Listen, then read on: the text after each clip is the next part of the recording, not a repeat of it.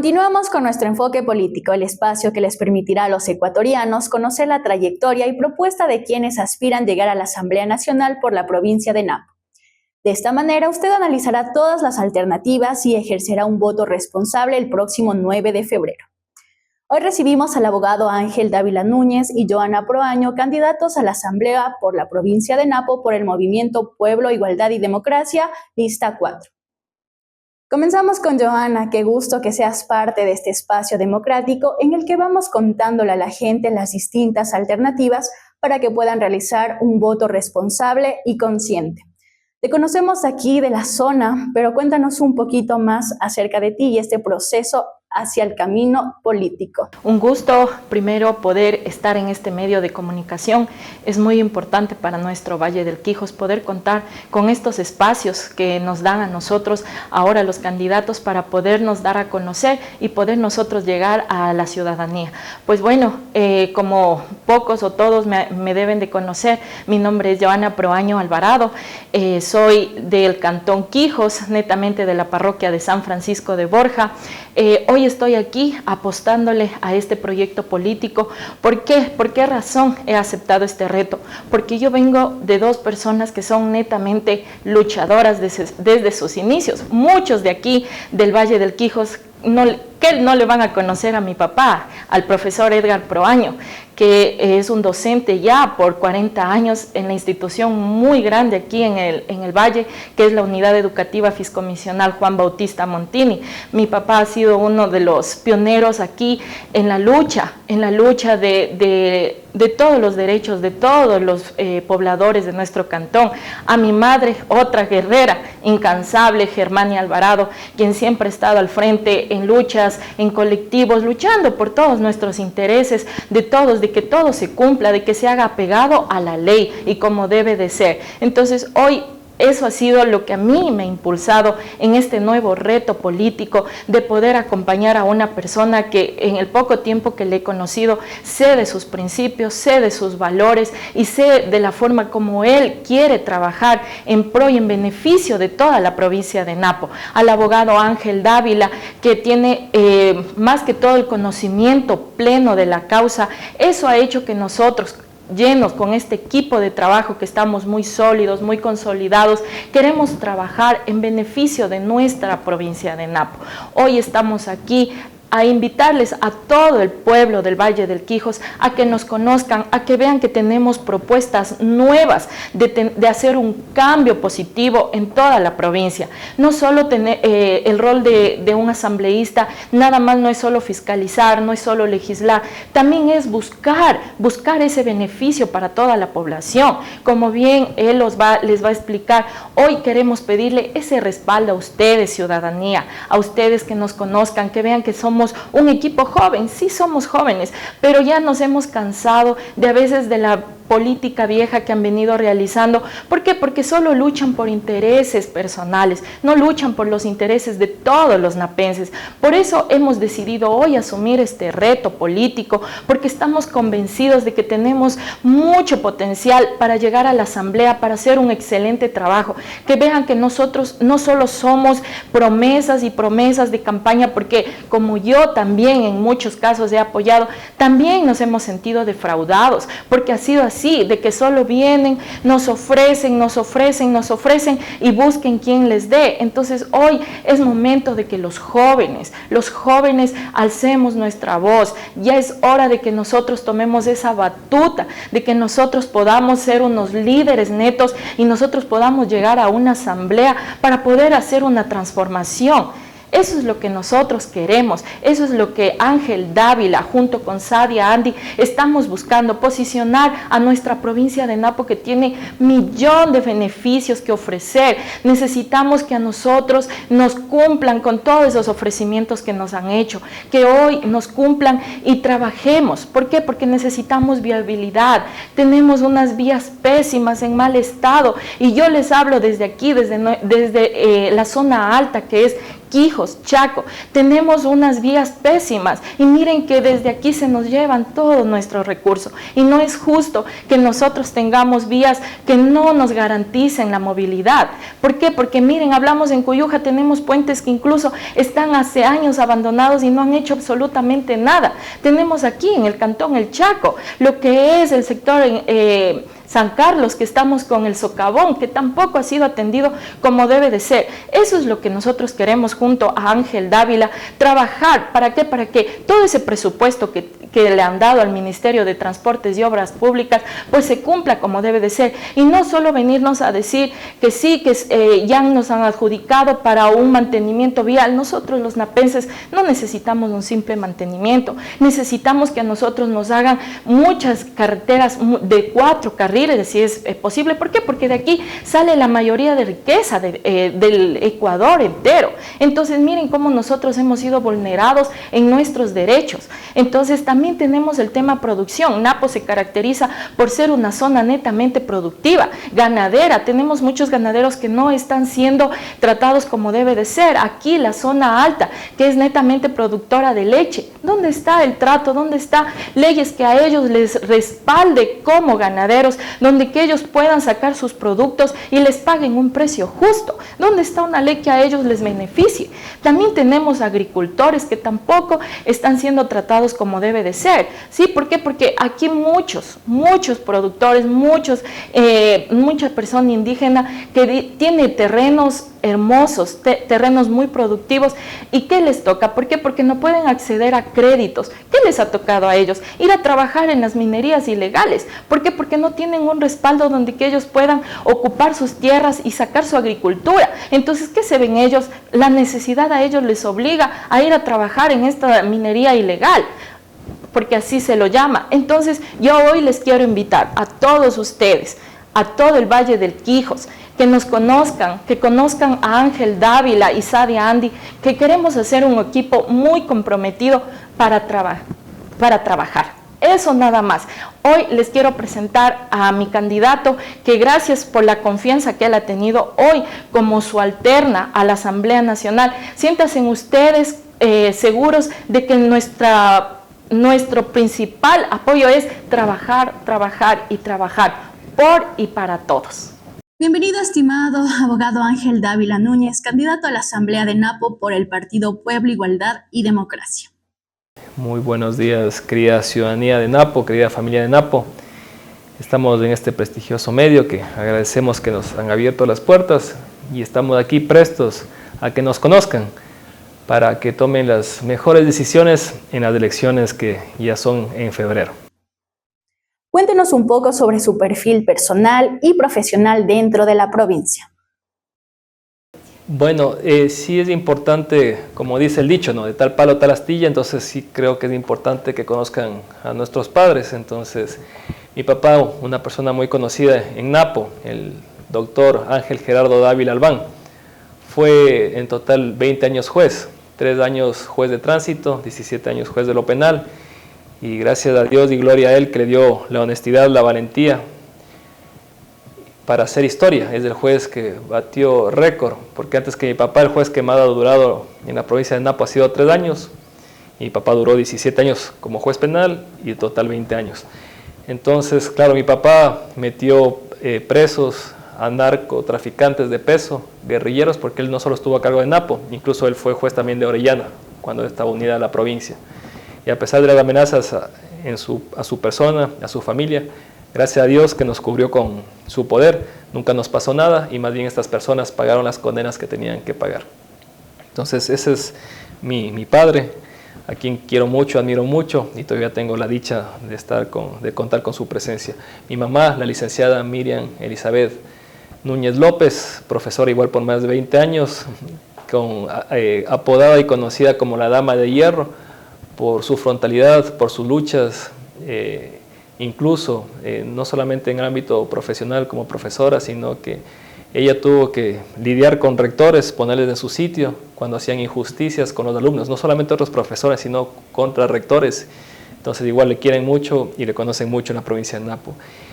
Ya, en cuanto a mi persona, bueno, yo soy del Tena, desde la guardería, el prekinder, kinder y jardín en el Madre Imelda, la escuela en la Unidad Amazónica y en la José Peláez, y el colegio en el Colegio San José estudié.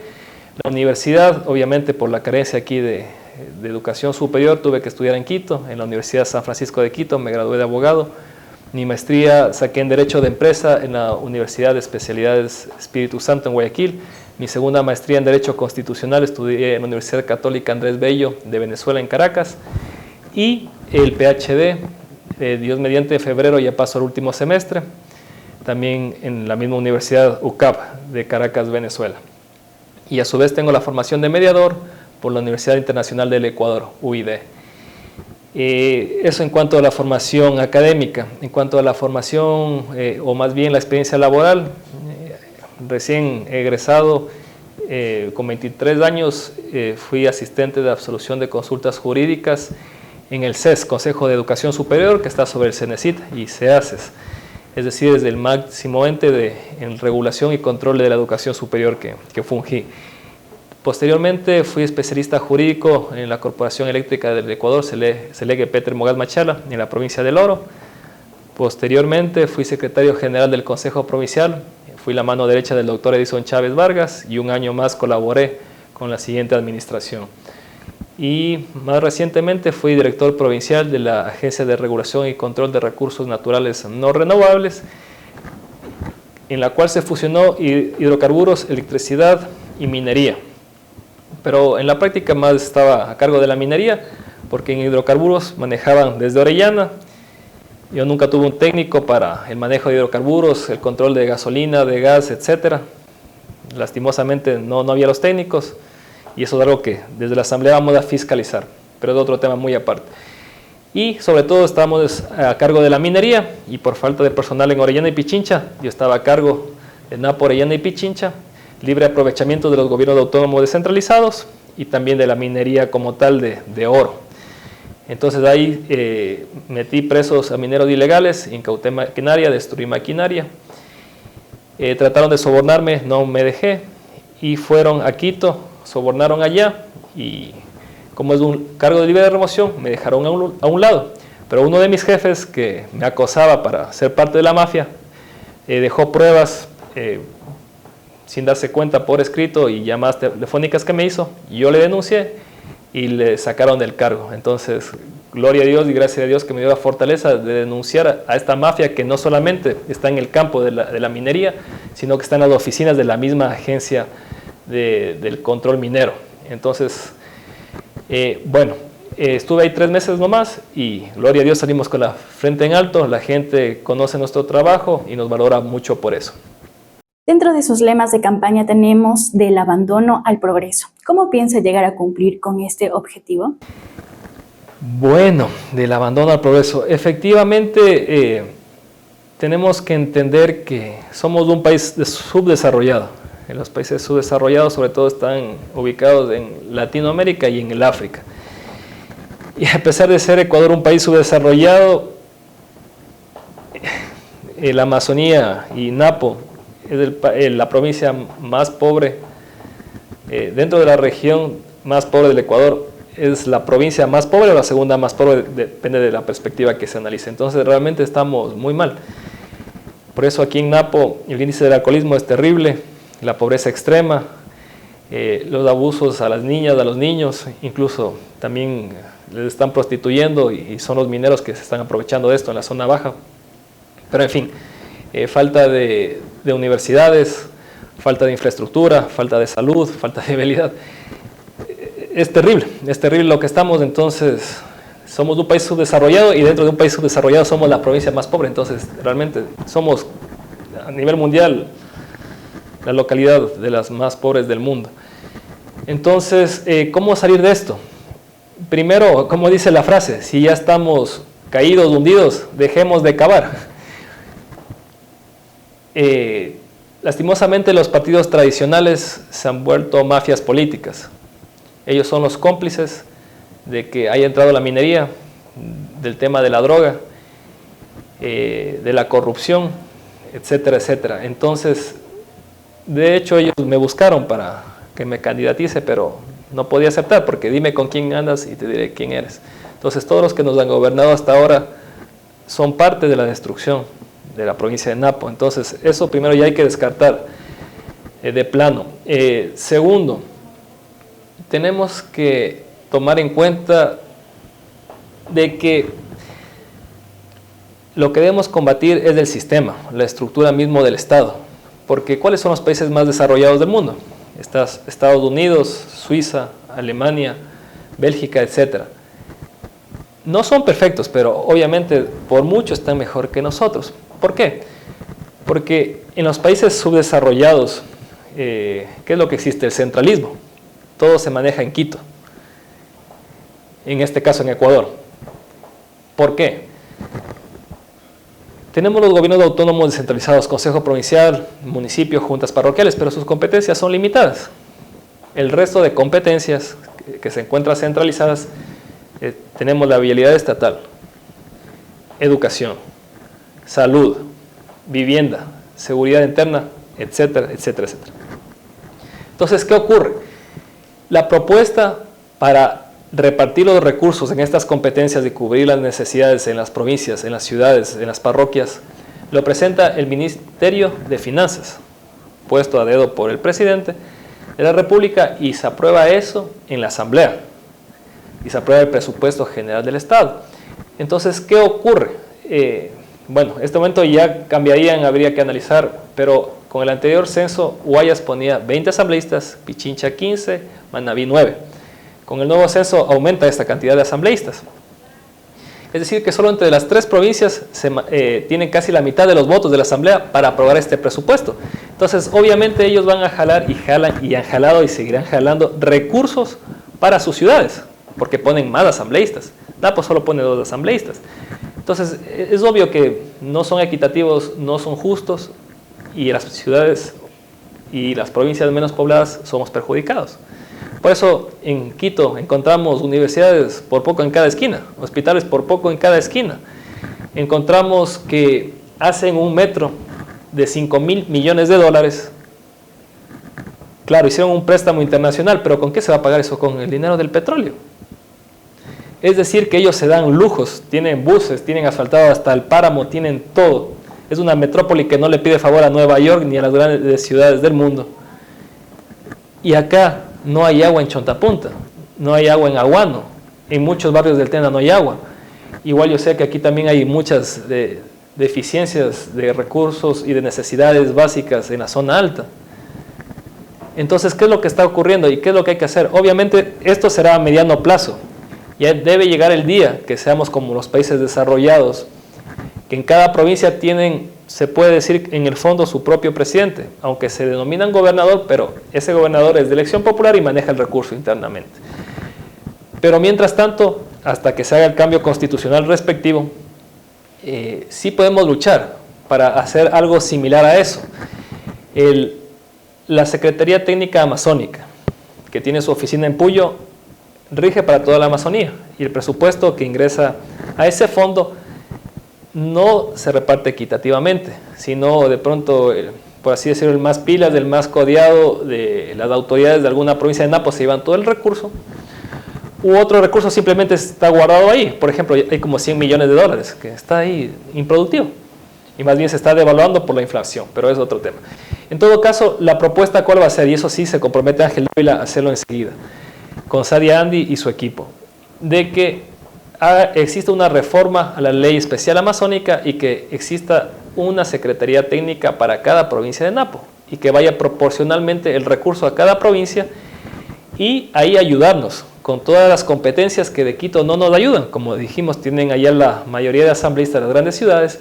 Entonces aquí con ese recurso podemos ayudarnos para el mantenimiento de vialidad estatal, educación, salud, vivienda, bonos, industrializar Napo. Porque ¿qué ocurre aquí en la zona alta? No existe aquí una procesadora de leche.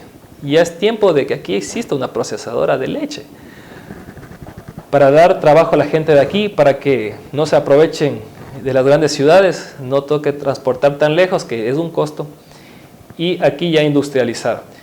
¿Qué más? Entonces, estamos igual, créditos productivos para la cuestión de agronomía. Entonces, no solamente créditos como es en Estados Unidos, que es al 1%. Aquí debería también ser al 1%, aquí son elevadísimos, 1% al año, incluso hasta 3 años de gracia, para que después de 3 años comiencen a pagar. Y si existen desastres naturales, que la misma ley, el Código Civil, habla del caso fortuito y fuerza mayor, si viene alguna peste, si viene alguna plaga, si viene algún desbordamiento de río, como pasó en Oyacachi, es injusto que ellos tengan que pagar los préstamos si es que pasó algo que se les fue de las manos. Entonces, el mismo Código Civil dice que cuando es caso fortuito, fuerza mayor, no se debe cumplir, en este caso, un préstamo que se endeudó con la banca. Entonces, hay muchas cosas que hacer. Todos sabemos las necesidades, pero aquí estamos dando la estrategia de cómo hacerlo, manejándonos con el fondo. Incluso se puede dar hasta, de acuerdo a los proyectos que existan, créditos no reembolsables, porque igual eso dinamiza y ayuda al comercio y al crecimiento de la población, porque mucha gente estudia, sigue estudiando, pero está desempleada. Entonces las personas apuntan a entrar al sector público. La prefectura de Napo solo puede dar 400 cargos en la administración en la que ingrese, pero si somos 140,000 habitantes, igual los cantones no pueden dar mucho a los municipios. Entonces, ¿cómo se puede dar aquí trabajo a los jóvenes, a los profesionales, incluso a la gente adulta? Es con empresas. En España, ¿por qué es el país más pobre de la Unión Europea? Porque no existe industrias. ¿Por qué Alemania es el país más poderoso de la Unión Europea? Porque existe industrias por poco en cada esquina. Entonces existe empleo, trabajo pleno para todos los habitantes. Entonces eso vamos a hacer con la CTA. Vamos a lograr industrializar, igual procesadoras de cacao, piladoras para arroz, para procesar también el café. Necesitamos aquí ya procesar todo, no enviar nuestros recursos de la agronomía, del sector agropecuario a las grandes ciudades, sino aquí mismo ya procesar. Entonces, eso queremos hacer por medio de la reforma de la CTA que ya mencionamos. Sobre legislación se puede hablar muchas cosas, pero no nos vamos a alargar más porque el tiempo es corto. Más bien ya quiero enfocarme un poco más en la fiscalización. A ver, lo que hablamos es trabajo de legislación. Ahora vamos a la fiscalización. ¿Qué ocurre? Los gobiernos autónomos descentralizados, del Consejo Provincial, los municipios, las juntas parroquiales, ¿qué ha sido lo típico que siempre ha sucedido y que al parecer no hay cambio? Primero, no ejecutan todo el presupuesto. El Consejo Provincial más o menos tiene un presupuesto de 35 a 40 millones de dólares al año, que es bastante dinero. El municipio del Tena algo similar y los demás cantones también son presupuestos altos. ¿Y qué suelen decir cuando la gente se acerca? No hay dinero. Pero eso es mentira, porque ni siquiera ejecutan un 60-70% del presupuesto, dejan perder millones de dólares al año. Y eso regresa al presupuesto general del Estado y nunca más regresa, es dinero perdido. Entonces, vamos a hacer una reforma, bueno, eso ya es legislar, en el Código Orgánico Integral Penal, en el COIP, que si los gobernantes de los gobiernos autónomos descentralizados, consejos provinciales, municipios y juntas parroquiales, no ejecutan al menos del 90% del presupuesto, va a ser una pena, va a ser penalizado y va a ser un delito. Se van presos los que perjudiquen de esa forma tan terrible a nuestra provincia, a nuestros cantones y juntas. ¿Qué más? Vamos a fiscalizar para que no exista sobreprecios. Eso es algo que todo el mundo sabemos que siempre hay sobreprecios. Por eso hacen de mala calidad, ya no sirve la infraestructura. Si algo cuesta, me invento, $10,000, hacen pasar como si costara $20,000.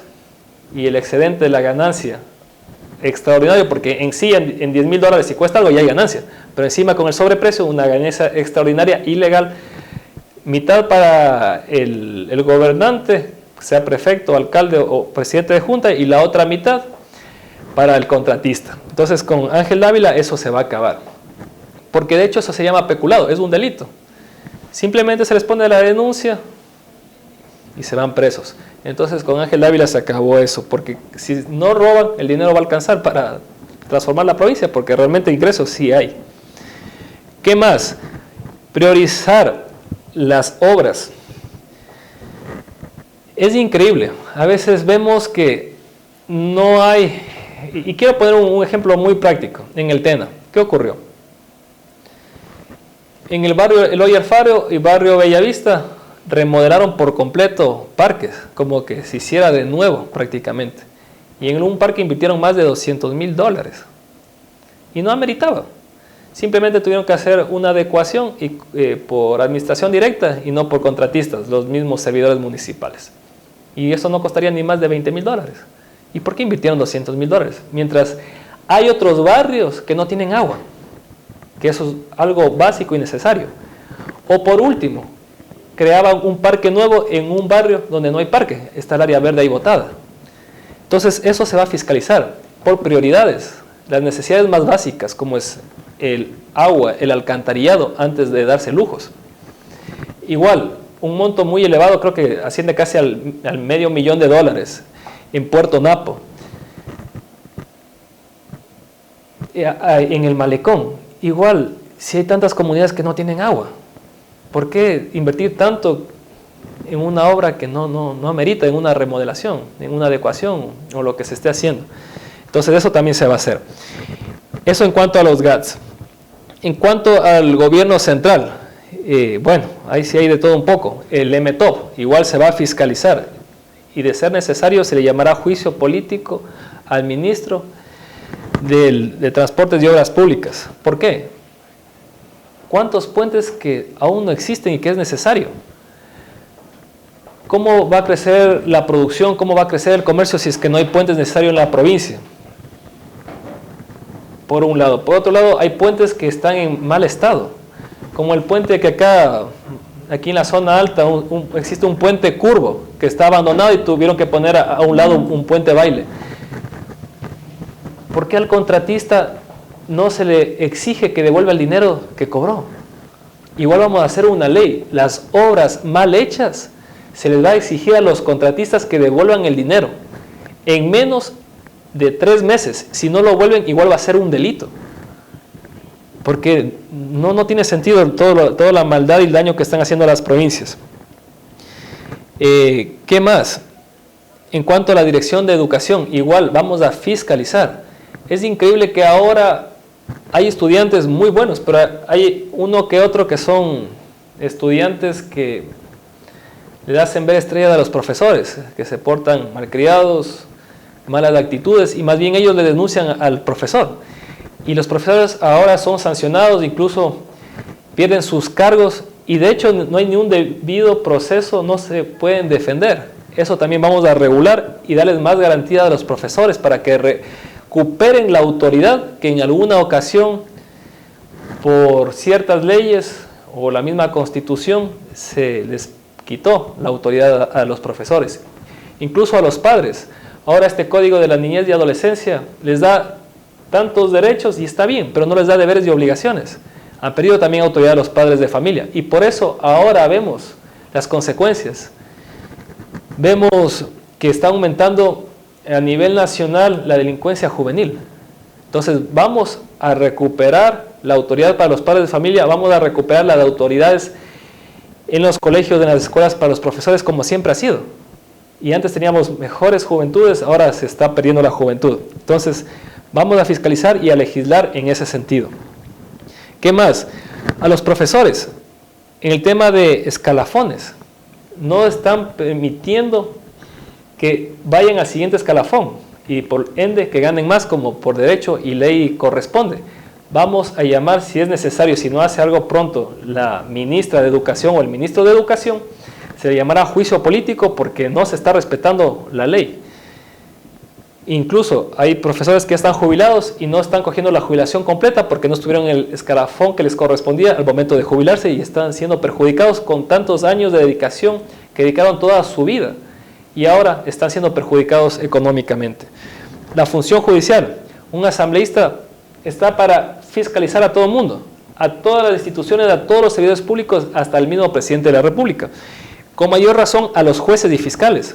Hay jueces y fiscales que dejan libres, con las evidencias, dejan libres después de tanto trabajo de policías y militares que cogen a personas detenidas, y jueces y fiscales que se han vuelto parte de la mafia y la corrupción, les dejan libres. Les fiscalizaremos también a ellos.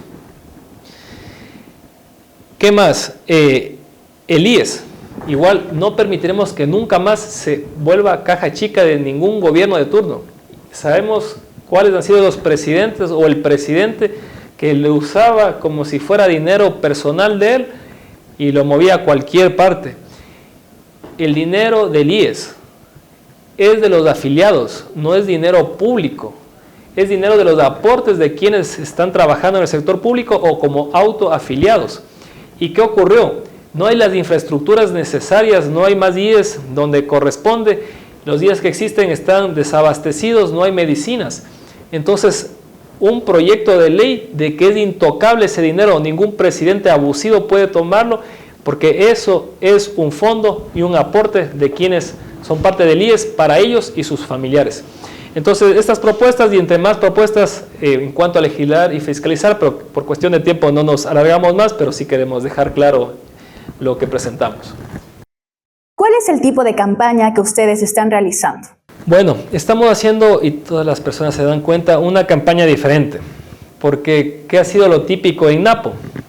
De pronto, en ciertos sectores más que en otros, pero lo típico ha sido que los candidatos no se han elegido como autoridades a quienes han sido luchadores sociales. No se ha escogido, al menos que ha sido presidente de barrio o presidente de alguna comunidad. No se ha escogido líderes. Se han puesto como candidatos simplemente el que tiene el recurso, el que tiene la coyuntura con narcotraficantes, con mineros o con contratistas. Quienes tienen esa coyuntura y dicen yo me puedo financiar mi campaña, entonces van y hablan con partidos políticos, hablan con la gente que sabe de política y ellos se han postulado. Siempre ha sido así. Y hasta el día de hoy podemos ver en los otros candidatos lo mismo. No han sido presidentes de barrio ni de comunidad, no han sido líderes, no han hecho luchas sociales. Todo lo contrario a lo que ocurre en nuestro proyecto político de la lista 4 PID. Todos los que conforman y que se están uniendo han sido líderes. Hemos sido presidentes de barrio. En mi caso, yo soy presidente de barrio. Incluso los presidentes de barrio, del TENA y otros sectores sociales confiaron en Ángel Dávila, han visto sus luchas por años y dijeron, él nos puede representar y yo soy también miembro del Comité de Planificación Cantonal del TENA para la aprobación del PDOT. Y ahí es cuando el video se hizo viral de que yo denuncio las autoridades corruptas de la municipalidad que lastimosamente están dando rienda suelta al no querer regular las fuentes de agua. Porque, ¿qué es lo que sucede? Dicen, no es mi competencia, no es mi competencia, pero claro que es la competencia de ellos. Nosotros pagamos impuestos para el uso del suelo, para casas, para locales comerciales, todos pagamos. ¿Y por qué los mineros, sean supuestamente legales o ilegales, por qué ellos no les cobran impuestos por el uso de suelo para minar? Incluso, claro, en ciertos lugares que amerita, por las fuentes de agua eso sí no pueden minar. Entonces en el PDOT del Cantón Tena tenía que hacerse un inventario, cuáles son las fuentes de agua, cuáles son las zonas de recarga hídrica, cuáles son los ríos y riachuelos, y existe un mapeo y un inventario de todo esto, y no lo hicieron. Entonces yo les denuncié, y ahí en la cara les dije a estas autoridades corruptas que están haciendo muy mal. Entonces, de hecho, eso se llama fiscalizar, es decir, como ciudadano, como presidente del barrio central, como miembro del Comité de Planificación Cantonal, yo no validé eso. Lastimosamente las otras autoridades validaron eso y bueno, saque sus propias conclusiones por qué validaron eso. Entonces, ¿por qué topamos todo este tema? Ángel Dávila, y no, ni siquiera Ángel Dávila, yo no me vanaglorio, porque no es fácil uno denunciar estas cosas porque está en riesgo la integridad de la vida de uno, de la familia de uno. Y esta valentía le he sacado ese momento pidiéndole a Dios, orándole a Dios, Dios, fortaléceme. Que sea la potencia tuya misma, sea tu Espíritu Santo dentro de mí, hablando con denuedo, con autoridad, con valentía. Entonces, por años hemos hecho muchas luchas, incluso en la EGDESPEA hicimos una amiga con el doctor Chávez y ya estaba listo para que venga la UNACH. Ya solo había que hacer un trámite más, que cuando él falleció, quienes le precedieron lo dejaron en el abandono. Yo salí del Consejo Provincial y comencé a gestionar, a presionar a las autoridades actuales que hagan lo que debían hacer. Entonces, igual, no nos prestaron atención por medio año de tanto gestionar, hicimos un plantón y lo que decían, no es mi competencia, no es mi competencia, pero había un convenio de cooperación interinstitucional para hacerlo. Entonces, lo que desconocían cuando ya nos levantamos del pueblo, ahí comenzaron a gestionar a medias, pero algo gestionaron con la presión social que se hizo. y ya logramos que se done un terreno a la UNACH en Sinchisacha, Archidona. Y bueno, han sido muchas las luchas que se ha hecho como ciudadano. Entonces, a la gente, ¿por qué se está sumando a Ángel Dávila y Sadi Andy cada vez más personas? Porque dicen, él no es palabras, es de hechos. Si como ciudadano, con tanto esfuerzo y dedicación, persona, dinero propio, ha gestionado y ha logrado cosas para el beneficio de Napo, como autoridad va a poder hacer mucho más, porque ¿qué dice la Biblia? El que no es fiel en lo poco, no es fiel en lo mucho. Entonces, como se manifestaba, si estas autoridades y candidatos actuales incluso, o los candidatos anteriores, nunca hicieron nada como ciudadanos, ¿qué esperamos que lo hagan como autoridades? Ya nos damos cuenta que van con otros fines. Incluso, ¿cómo vemos que han sido las campañas y están siendo las campañas actuales? Están gastando demasiado dinero. Y si gastan demasiado dinero es que luego van a ir a recuperar.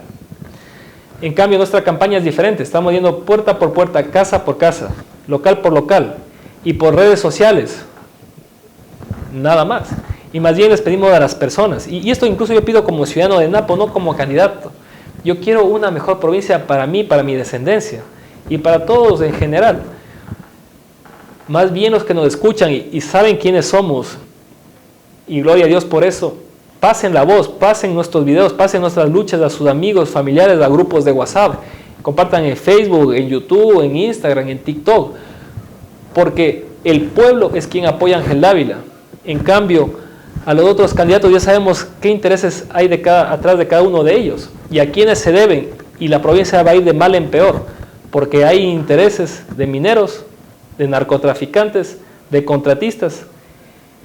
Entonces, con la bendición de Dios y con el apoyo del pueblo, Ángel Dávila y Sadi Andy llegará para al fin hacer un cambio diferente en Napo. Y como digo, más que Ángel Dávila, saber que esta persona a quien les habla es un instrumento que simplemente le pide cada día a Dios sabiduría, y Él es el verdadero artista y maestro en esta obra, porque cuando vemos un hermoso cuadro de Guayasamín, no decimos, ve ese pincel, qué hermoso pincel que pintó ese cuadro. La gloria es para el artista, para Guayasamín.